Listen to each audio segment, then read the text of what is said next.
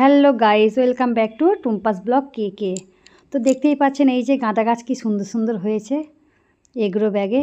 তো এইগুলোকে আমি শিফট করব এক একটা জায়গায়, কারণ এই প্যাকেটের মধ্যে রাখলে গাছগুলো হেলে পড়ে যাচ্ছে, আর যদি ফুল হয় এর মধ্যে আরও হেলে পড়ে যাবে, পরে অসুবিধা হবে। আর প্যাকেটগুলোতে আমি সবজি বসাবো বলে সেই জন্য ঠিক করছি। আর এই দেখুন এই দিকটা গাঁদা গাছগুলো আমি শিফট করে দিচ্ছি। কিছু গর্ত খুলেছি, গর্ত খুলে কিছু গাঁদা গাছ দিয়েছি, আর কিছু গাঁদা গাছ দেবো, কিন্তু জায়গা কম হয়ে যাচ্ছে, কোথায় দেবো সেটাই ভেবে পাচ্ছি না। তো চিন্তা করছি কোথায় দেওয়া যায়, কোথায় দেওয়া যায়। তো ওইখানটা কিছু দিয়েছি আমি, আর ঘরের পিছনের দিকে আমি কিছু দেবো, আর একটা কোণের দিকে আমি একসাথে অনেকগুলো গাছ একসাথে বাঁধিয়ে বসিয়ে দেবো। আর এই দেখুন প্যাকেটগুলো সরিয়ে সরিয়ে আমি এখানে ফিট করেছি, কারণ এখানে ভাবছি যে বেড়ার গায়েতে আর কি ঝিঙে গাছ, পুঁইশাক গাছ এইগুলো হতে সুবিধা হবে, সেই জন্য আমি ওইগুলোতে প্যাকেটগুলো বসিয়ে বসিয়ে রাখছি। আর বন্ধুরা প্রচুর কষ্ট হচ্ছে, কারণ প্রচুর রোদ্দুর বেরিয়েছে, কষ্টের শেষ নেই। তো কি করব, করতে তো হবে, তাই নয়? বন্ধুরা সবাই তো জানেন যে এখানটা আমি গাঁদা গাছগুলো রেখেছিলাম সব ওই এগ্রো ব্যাগে, কিন্তু আমি এখান থেকে শিফট এই জন্যে করলাম, এই যে ওপরে এই যে অঞ্জনী গাছটা দেখতে পাচ্ছেন, এই যে অঞ্জনী গাছটা, এই গাছটা কাটা পড়বে, ঠিক আছে?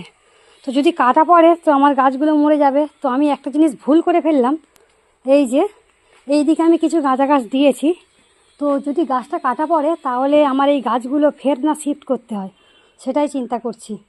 তো জানি না কি হবে এখন, কত দূর কী হবে। তো দেখতে পাচ্ছেন কত মোটা গাছটা আর কত বড় লম্বা গাছটা। এই গাছটা কাটা পড়লে তো আমার উঠোনটাই তো পুরোটাই নোংরা হবে। তো সেই জন্য ভাবলাম যে গাছগুলোকে সরিয়ে দিই। তো এখানে নয়নতারার গাছটা রয়ে গেছে, নয়নতারার গাছটা ভাবছি থাক, ওটা ভালো করে দড়ি দিয়ে একটা মানে লাঠি পুঁতে আর ভালো করে বেঁধে দেবো ওটাকে। আর হচ্ছে কি যে অনেকটাই কষ্ট হচ্ছে বন্ধুরা। তো এইখানে ব্যাগটাকে সরিয়ে নিয়ে যাবো, এখানে সরানো হয় না। এই দেখুন লম্বা করে আমি সব এগ্রো ব্যাগগুলোকে রেখে দিয়েছি, ঠিক আছে? সব লম্বা করে এরমভাবে রেখেছি। এইগুলোতে ভাবছি আমি সবজির দানা যেগুলো আছে ওইগুলো এতে দেবো।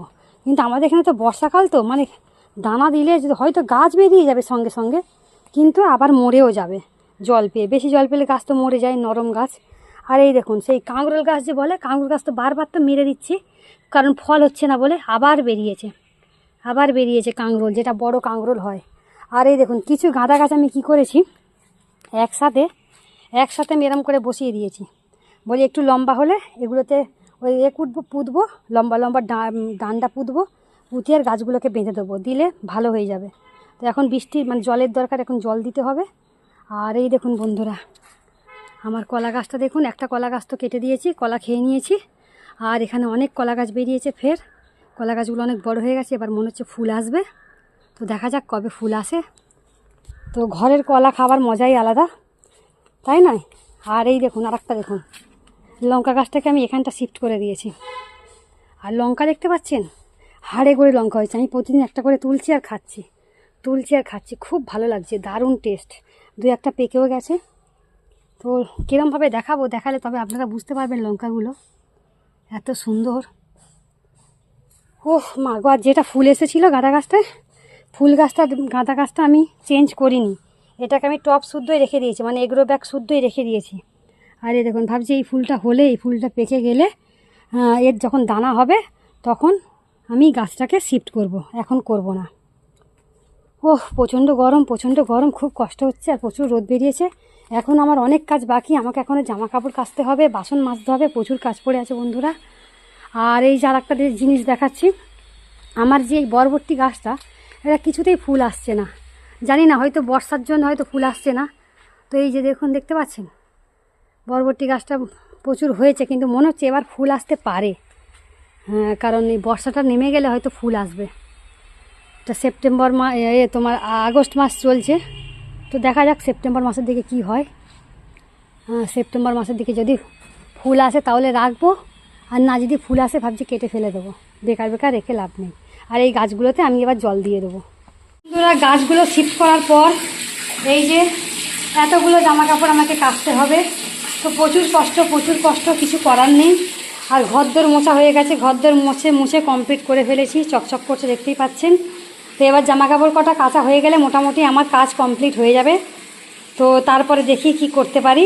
আর আরেকটা জিনিস করতে হবে, যেটা হচ্ছে কি যে এই যে আরেকটা খুব বড় কাজ, এই দেখুন জামা কাপড় যে ওয়াশ করে রেখেছিলাম দুদিনের, এইগুলোকে একদম গোছানো হয়নি, তো এগুলোকে আমাকে ভালো করে গুছিয়ে নিতে হবে, কারণ দুদিন ধরে পড়ে আছে। এর বাবা আমার রাগ করছে যে এতদিন হয়ে যাচ্ছে এখন পর্যন্ত জামা কাপড়গুলো গোছাওনি, কী করো ঘরে। তো ওর বাবা তো জানে না যে আমি ঘরে কি করি। তো কত কাজ করতে হয়, তাই নয়? তো বন্ধুরা, যে গাছগুলো আমি এখানে শিফট করেছিলাম সেই গাছগুলো দেখুন আকাশের জল পেয়ে একদম পুরো তাজা হয়ে গেছে। দেখতেই পাচ্ছেন কত সুন্দর। ফুল হলে তাহলে কত সুন্দর লাগবে বুঝতেই পাচ্ছেন। এই দেখুন, যে কটা গাছ দিয়েছিলাম এখানটা সব কটাই মোটামুটি একদম পুরো তাজা হয়ে গেছে। আর এখানে তো গাছগুলো আপনারা দেখেইছিলেন আগে থেকেই। আর দেখুন যে সবজি প্যাকেটগুলোতে আমি সবজি দিয়েছিলাম, বলেছিলাম আপনাদেরকে, তো ওতে আমার সব সবজির এগুলো সব দানাগুলো বেরিয়ে গেছে, গাছ ফুটে গেছে। এই দেখুন, এইগুলোতে ভেন্ডি গাছ দিয়েছিলাম, এই দেখুন ভেন্ডি গাছ বেরিয়েছে। একটা ভেন্ডি গাছ হয়ে গেছে, ওই দিকেরটা খারাপ হয়ে গেছে। আর এইটাতে দেখুন জল পেয়ে হয়নি, একটাই বেরিয়েছিল, তাও দেখতে পাচ্ছি খারাপ হয়ে গেছে। তো এই যে এই দেখুন এটাতেও হয়েছে, এইটাতে কিছুই হয়নি, জানি না কেন, ওটার মধ্যে দানা আছে না নেই তাও দেখতে হবে। দেখুন এটাতেও বেরিয়েছে। ভেন্ডি গাছগুলো দেখুন বৃষ্টির জন্য এক ধারের দিকে বেরিয়েছে, কোথায় মাঝখানে বেরোবে তা নয়, আমাকে এইগুলোকে ঠিক করে ওখানে সেন্টারে বসিয়ে দিতে হবে। এই দেখুন এটাও হয়েছে, দেখুন একদম প্যাকেটের ধারে, সব বৃষ্টির জন্য নয় দানা ঠিকরে মনে হয় ধারের দিকে চলে গেছে। এইটাতে একটা পুঁই গাছ মাত্র বেরিয়েছে, এই যে এইটাতে দুখানা পুঁই গাছ বেরিয়েছে। সরি, ঠিক করে দেখায় আপনাদেরকে। এটাতে তো আদা গাছ বসানো ছিল, আর কিছু দেওয়া নেই, এটাতে দেবো ভাবছি।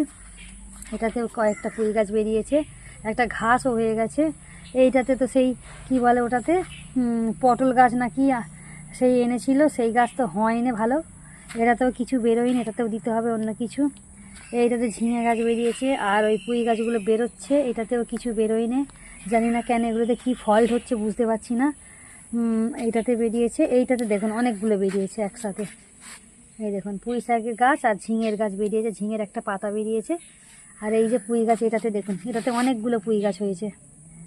আর একটা জিনিস দেখাচ্ছি বন্ধুরা, দেখুন এই যে কাঁকরোল গাছটা দেখুন কত বড় হয়েছে। কাঁকরোল গাছটা প্রতিবারেই ভালো হয়, সুন্দর হয়, কিন্তু এতে কাঁকরোল হয় না।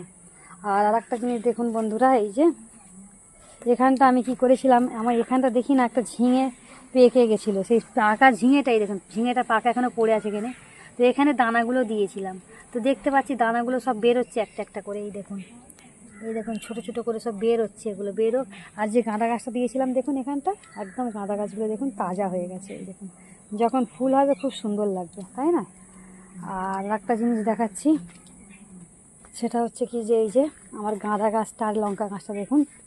এই দেখুন পেঁপে গাছটা একবার দেখিয়ে দিই আপনাদেরকে। পেঁপে গাছটা দেখুন, এই যে একদম রোগা পাতলা আমার মতো, পুরো রোগা পাতলা পেঁপে গাছটা। প্রচুর পেঁপে হয়েছিল, পাশের বাড়ির দিদিটা চেয়ে চেয়ে নিয়ে গেছে, খেয়েছি, আমিও কটা পেড়ে খেয়েছি, এখনও পেঁপে অনেক ধরেছে।